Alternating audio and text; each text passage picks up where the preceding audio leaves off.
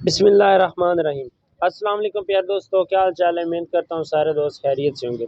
प्यारे दोस्तों, थोड़ा वीर पुराना मॉडल ट्रैक्टर लेके पेश हो गया जी। उम्मीद करता हूँ सारे दोस्त खैरियत से होंगे। आज चेक कर लो जी ट्रैक्टर जी, बहुत ही कमाल का तोहफा जी। टोटल जैन वन 240 जे मॉडल 1996। चारे टायर नवे, यानी कि पिछले टायर तो बिल्कुल न्यू हैं।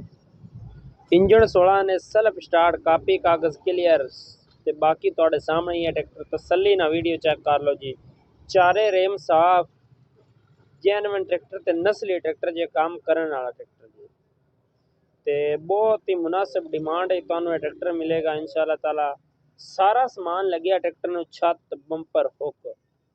तसल्ली ना चेक कर लो जी। अगू पिछू वलैती ट्रैक्टर जे खोल ते लै जाओ।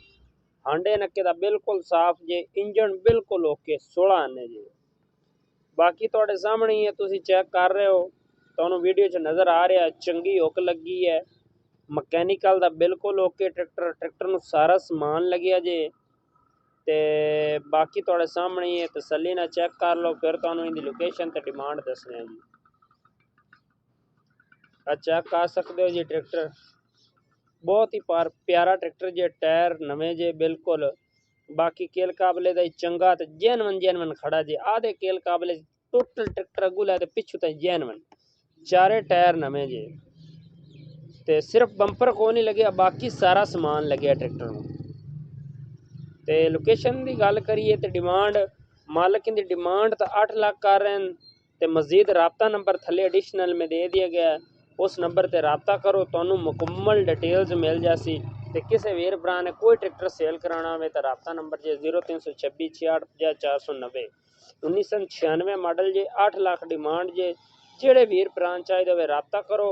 ते ट्रैक्टर मेरे ख्याल के मुताबिक शेखुपुर खड़ा ट्रैक्टर, लेकिन मजीद मालक का नंबर थले एडिशनल में दे दिता गया है। उनते ते रबता करो तो सारी मुकम्मल गल तुसी मालक ना कर सकते हैं। ते बाकी ट्रैक्टर चंगा जे, अच्छा 100% अगू पिछू वलैती जैनवन आधे केल काबले ट्रैक्टर खड़ा जे। ते 8 लाख डिमांड, मौके सिर कमी बेशी मालक का नंबर थले दे